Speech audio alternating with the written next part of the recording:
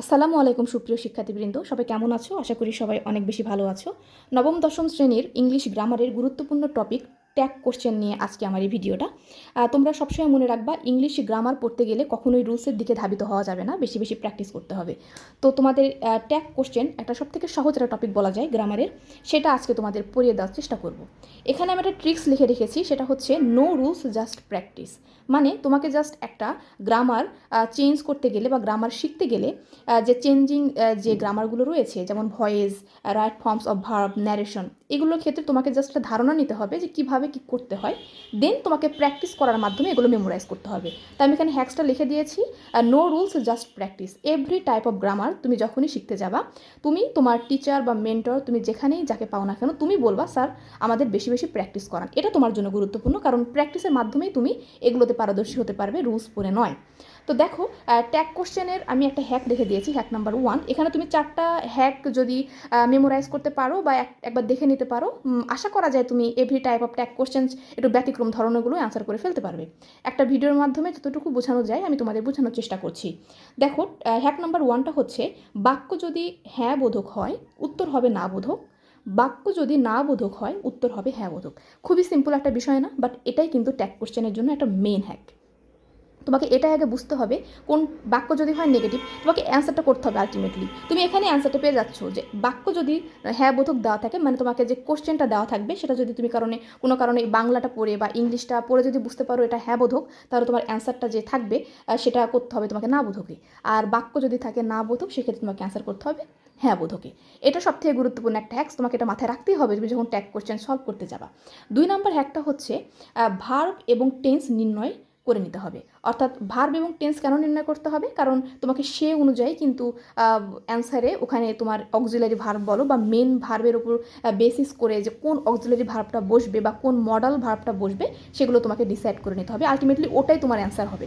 তো এটা একটা গুরুত্বপূর্ণ হ্যাক্স। 3 নম্বর হ্যাক্সটা হচ্ছে negative word for tag question. মানে তোমাকে কিছু নেগেটিভ ওয়ার্ড তোমাকে এখানে আইডেন্টিফাই করে নিতে হবে। এখানে আমি 3টা দিয়েছি, 3টাই বেশিরভাগই তোমাদের 9-10 লেভেলে আসে। সেটা হচ্ছে হার্ডলি নাম্বার 1, নাম্বার 2 হচ্ছে নেভার, অ্যান্ড নাম্বার 3 হচ্ছে নোবডি। অর্থাৎ তুমি অনেক সময় এটা ভেবে নিতে পারো যে বাক্য যদি নো থাকে বা নট থাকে, তাহলে হয়তো বা সেটা নেগেটিভ বাক্য, তোমাকে অ্যান্সার করতে হবে পজিটিভে, তাই না? বাট যদি কোনো কারণে কোনো বাক্য দেখো হার্ডলি রয়েছে, সেখানে তুমি এটাকে ধরে নিতে হবে এটা নেগেটিভ বাক্য। নেভার থাকলে নেগেটিভ বাক্য, নোবডি থাকলেও নেগেটিভ বাক্য। মানে এগুলো ওয়ার্ড যদি কোনো একটা বাক্যে থাকে, সেই বাক্যটা আলটিমেটলি নেগেটিভ হয়ে যায়। সেক্ষেত্রে তোমার অ্যান্সারটা করতে হবে কিসে বলো? পজিটিভে। এটা একটা গুরুত্বপূর্ণ হ্যাক। এই ব্যতিক্রমই কিন্তু পরীক্ষায় বেশি গুরুত্বপূর্ণ। যা কিছু ব্যতিক্রম সেটাই তোমাকে বেশি বেশি প্র্যাকটিস করতে হবে। কেন প্র্যাকটিস করতে হবে? কারণ ওটাই পরীক্ষায় আসবে। তুমি ধরে নিতেই পারো এটা ট্যাগ কোশ্চেন থেকে ব্যতিক্রম তোমাকে দিবেই। আরেকটা গুরুত্বপূর্ণ হ্যাক 4 নাম্বার, এখান থেকেও তুমি পরীক্ষায় পাবা, সেটা হচ্ছে লেট দিয়ে যে বাক্যটা শুরু হয়। Let him, let her, let them থাকলে অ্যান্সার হবে উইল। উইল ইউ হবে অ্যান্সার। সো তুমি যখনই দেখবা কোনো একটা বাক্যে লেট হিম দিয়ে রাখছে বা লেট হার বা লেট দেম, তুমি আর বাক্যটা পড়বাই না, পড়ার কোনো প্রয়োজনই নাই, তুমি জাস্ট অ্যান্সারটা করে দেবা উইল ইউ। অবশ্যই প্রশ্নবোধক চিহ্ন কিন্তু ট্যাগ কোশ্চেন অ্যান্সার করার পরে দিতে হয়। তো এই ছিল হ্যাক্স। মোটামুটি এই 4টা হ্যাক্স যদি তুমি কোনো কারণে মানে তুমি মেমোরাইজ করতে পারো বা তোমার একবার নখদর্পণে চলে আসে, তুমি every type of tag question তুমি সলভ করতে পারবা। এটা আসলে সব থেকে বড় সত্যি কথা। এই একটা সিম্পল একটা জিনিস এত ঘুরিয়ে পেঁচিয়ে পড়ার কিন্তু কোনো প্রয়োজন নেই। তুমি একটা সহায়ক বই যখন পড়তে যাবা, তখন হয়তো বা অনেক রুলস থাকে, অনেক বেশি রুলস থাকে। ওই রুলসগুলো তোমাকে মনে হয় সবগুলো প্র্যাকটিস না করলে বা সবগুলো রুলস তুমি যদি মেমোরাইজ করতে না পারো, তুমি হয়তো বা অ্যান্সার করতে পারবা না। বাট ট্যাগ কোশ্চেন হচ্ছে এই 4টা। এই 4টা জিনিস থাকলে আর কিছু ব্যতিক্রম থাকে যেগুলো তুমি প্র্যাকটিস করতে করতে তুমি ওগুলো পেরে যাবা। সেগুলো তুমি জাস্ট একটু টুকে রাখলে যে এটা ব্যতিক্রম, এটা ব্যতিক্রম। বাট ব্যতিক্রম এবং স্বাভাবিক সব কিছু কিন্তু আমি এখানে দেখিয়ে দিয়েছি। এই 4টা হ্যাক্সই এনাফ ট্যাগ কোশ্চেন তোমার সলভ করার জন্য। 95% তোমার এখানে ট্যাগ কোশ্চেন কিন্তু সলভ হয়ে গেল, বা তোমার শেখা হয়ে গেল ট্যাগ কোশ্চেন সলভ করার জন্য যে রুলস প্রয়োজন। তো বইয়ে দেখা যায় অনেকগুলো রুলস দেওয়া আছে, প্রায় 50টার মতো রুলস আমি দেখলাম একটা গুরুত্বপূর্ণ বই, সেই বইটাতে। তো ওগুলো পড়ার প্রয়োজন নেই, কারণ তোমাকে আমি সবসময় একটা কথা বলি, কোনো কিছু পড়তে গেলে তোমাকে আগে বুঝতে হবে কোনটা বাদ দিতে হবে আর কোনটা পড়তে হবে। তোমাকে সর্বপ্রথম মানে বাদ দিতে হবে যে এটা পড়া যাবে না, কারণ আমাদের ব্রেন এত প্রেশার নিতে পারবে না। আর প্রেশার দেওয়ার কোনো প্রয়োজনই নেই, ব্রেনটাকে সবসময় রিলিফ রাখবা। যে যতটুকু পারা যায় ব্রেনটাকে রিলিফ রাখতে হবে। তোমার যদি একটা চ্যাপ্টারে 50টা কোশ্চেন থাকে, তোমার ওখান থেকে 25টা কোশ্চেন তোমাকে আইডেন্টিফাই করতে হবে যেটা পরীক্ষায় আসবে না। এটা তোমাকে বুঝতে হবে। ওই তোমাকে 25টাকে বাদ দিতে হবে, দেন বাকি 25টা ভালো মতো প্র্যাকটিস করতে হবে।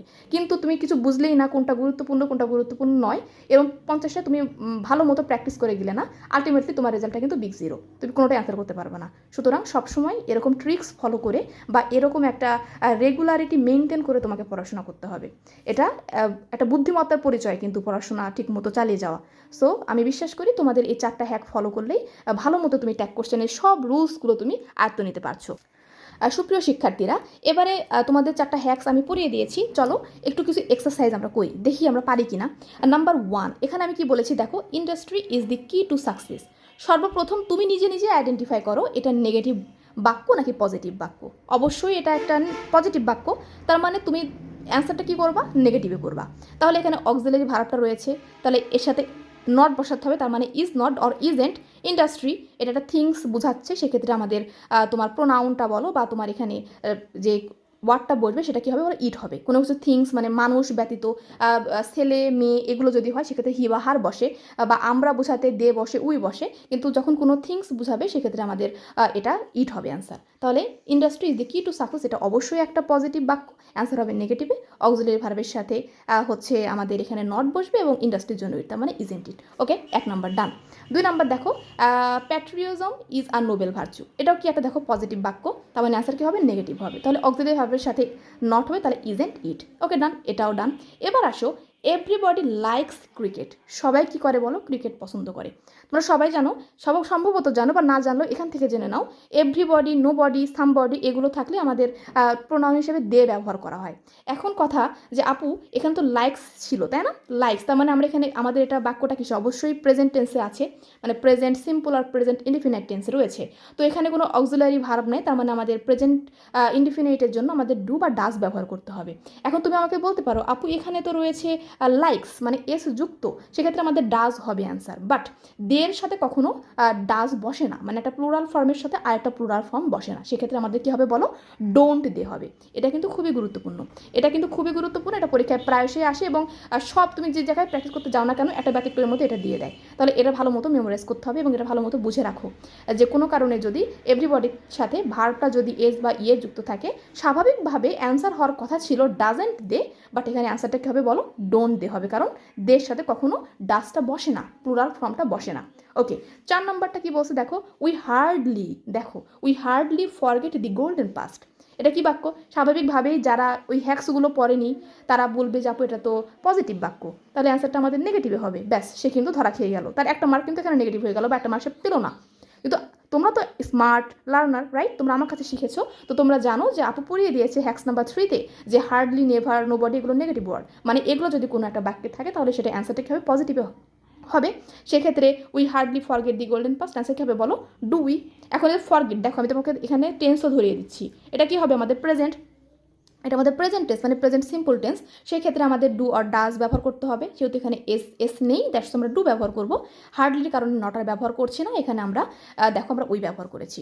এই তো, এবার দেখো হচ্ছে 5 number, let them do their work, আমি সবসময় বলে দিয়েছি বা হ্যাক নাম্বার 5-এ বলে দিয়েছি, লেট দেম, লেট হার এগুলো থাকলে কিন্তু চোখ বন্ধ করে অ্যান্সার কি দিবা, উইল ইউ দিবা, ব্যাস এটাও হয়ে গেল। তো এই 5টা রুলসের মধ্যে কিন্তু আমি 4টা হ্যাকই কভার করে দিয়েছি। এইভাবে যদি তোমরা ট্যাগ কোশ্চেন প্র্যাকটিস করো তাহলে তোমাদের ট্যাগ কোশ্চেনে 5 মার্কস তোমাদেরকে আটকাতে পারবে না। আর একটা পরীক্ষার জন্য 5 মার্কস ক্যারি করা মানে খুবই গুরুত্বপূর্ণ। তা 10 মিনিট বা 8-10 মিনিটের মধ্যেই তোমার যে এই যে ট্যাগ কোশ্চেনটা শেখা হয়ে গেল, এত গ্রামার, এত রুলস পড়াতে কোনো প্রয়োজন নেই, এটা কিন্তু শেখা যে হয়ে গেল। তুমি যদি বারবার একটু ভিডিওটা দেখো বা একটু নোট করে নাও যে আপু কী এক্সারসাইজগুলো এখানে ইনভলভ করেছে আর ইনক্লুড করেছে, তাহলে তুমি তোমার সহায়ক বই থেকে এরকম ধরনের প্র্যাকটিসগুলো করে ফেলতে পারো এবং তুমি অনেক বেশি পারদর্শী হতে পারো এই ট্যাগ কোশ্চেনের উপরে। ইংলিশ একটা গুরুত্বপূর্ণ ল্যাঙ্গুয়েজ বা ইংলিশ একটা গুরুত্বপূর্ণ সাবজেক্ট, একটা ভালো মার্ক ক্যারি করার জন্য আমাদের এভরি লাইফ অফ সেক্টরেই কিন্তু ইংলিশটা গুরুত্বপূর্ণ, তাই ইংলিশ বেশি বেশি প্র্যাকটিস করতে হবে। এসো বায়োলজি শিখি, এই ইউটিউব চ্যানেলটি এডুকেশনাল পেজটি শুধুমাত্র বায়োলজির জন্যই না, বাংলা, ইংলিশ থেকে শুরু করে ম্যাথ পর্যন্ত সব কিছুর ভিডিও তোমরা এই চ্যানেলটায় পাবে। সুতরাং পাশে থাকো, তোমাদের এই আপুকে পাশে পাবে। সবাই অনেক বেশি ভালো থাকো, সুস্থ থাকো, সুন্দর থাকো। আসসালামু আলাইকুম।